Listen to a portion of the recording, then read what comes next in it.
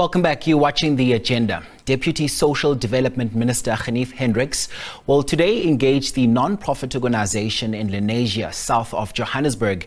Now, many NPOs in Gauteng have raised the challenge of not being paid their subsidies by the Gauteng government, with some even forced to close. Now, Gauteng Premier Panyaza Lesufi was forced to meet with the NPOs in May this year over funding challenges experienced with the Provincial Social Development Department. Shelters, children's homes and disability organizations are among the organizations that have had to close down or cut services because of the funding delays. Here's SABC News reporter Calvin Dludla with the latest for us. So, Calvin, what are some of the solutions to this funding issue that the Social Development Department is planning to implement?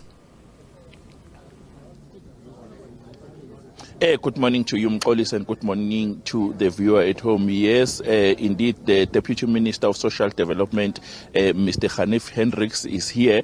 We spoke earlier off the camera, and he did say that he is here to engage with NPOs and is willing to assist them with whatever issues or challenges that they are facing. Let me introduce him. Thank you very much, Deputy Minister, for your precious time.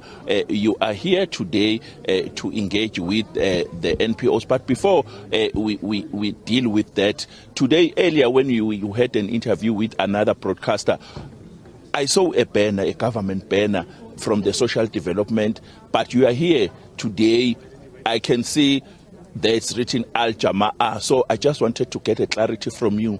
Are you here as a government representative or as a political party leader?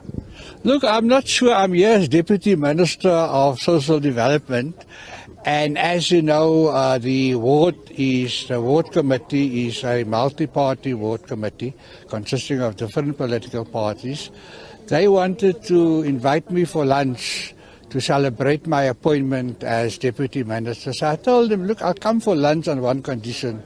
I want you to also invite the NPOs in your hood, in your area, together with donors, because I know that Lenasia is one of the most generous communities, business communities that assist good causes. So I just felt that let me kill two birds with one stone. Let me honor the invitation to have lunch.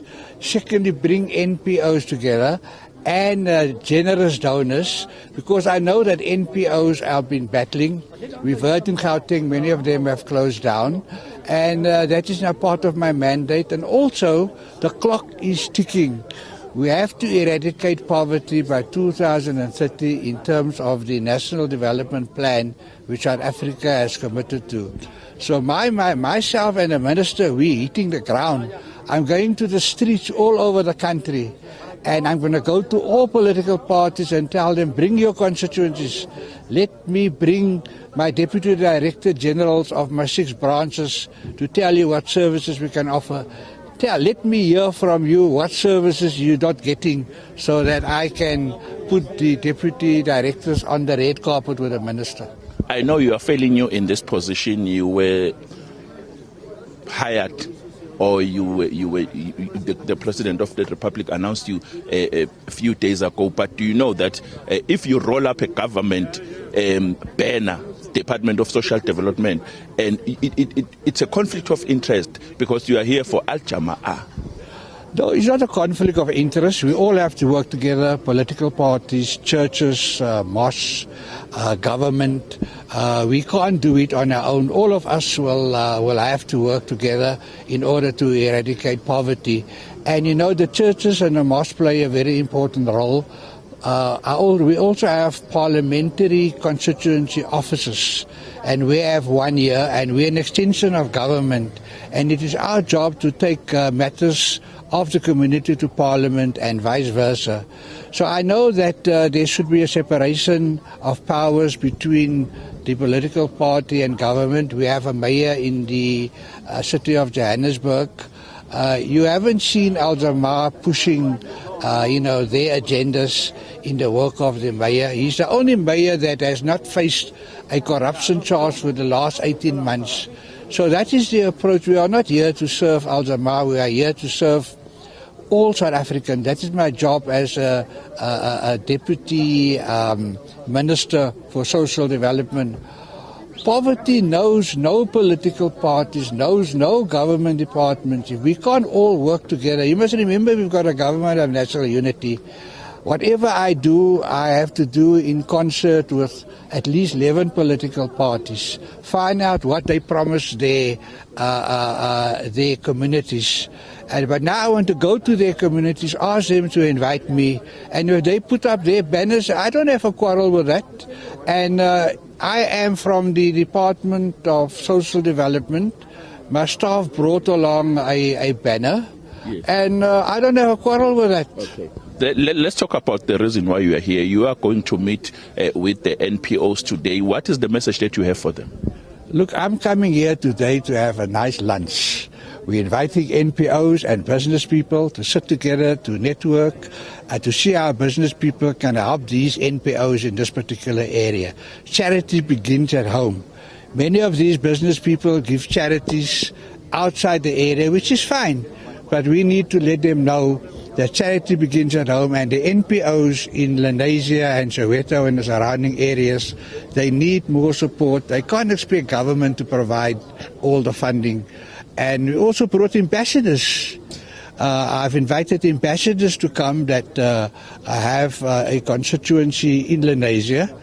And we hope to hear from them to see how we can all work together. But at the end of the day, the aim is to deploy resources to NPOs, because without NPOs we are not going to eradicate poverty by 2030, and we'll have egg on our face. When we spoke off the record, you spoke about the issue of corruption, and you promised that you are going to fight corruption within NPOs. What is your strategy? What is your plan?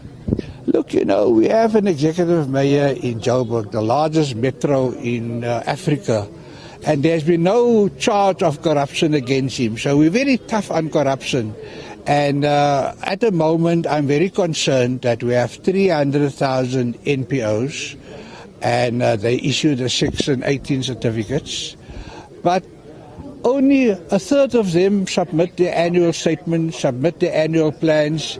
The department hasn't been tough on them because we can't close them down, and what is going to happen to the services I provide. So we want to empower NPOs to be compliant, and by having audited reports, that will help reduce corruption. So it's very important that I also have a plan to rate NPOs like they'll rate the hotels, 1-star hotel, 2-star hotels. I know you will say, yeah, ministers stay in 5-star hotels, but that is in the handbook. So we are going to rate NPOs so that donors and also embassies, they can see, look, this particular NPO has got a 5-star rating, and this one has got only 1. So they deploy the funds to the NPOs that are most compliant, because that implies that there is the least corruption. Thank you very much for your time. It's a pleasure. That was the Deputy Minister of Social Development, Mr. Hanif Hendricks. The reason why I'm asking him this question, Olisi, it's because when we arrived here, we saw a government banner from the Department of Social Development.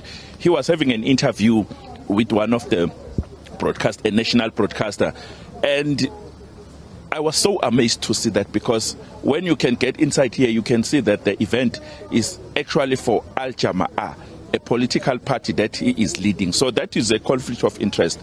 The person that I'm talking about, Mkolisi, he doesn't even have a month as the deputy minister, but this is what we are witnessing. Talking about why he is here today. He is saying he's here to engage with the NPOs. He is saying he is willing to assist them. He is saying he wants to hear what are the challenges or grievances that they are having. The event was supposed to start at 11. It's 20 to 12 now, which means we are late by almost an hour. But people are here. We will sit and wait for that briefing, and then we will be able to talk to him or other NPOs after the event. But for now, back to you in studio. Calvin Dludla, watching that story. Thanks for that update.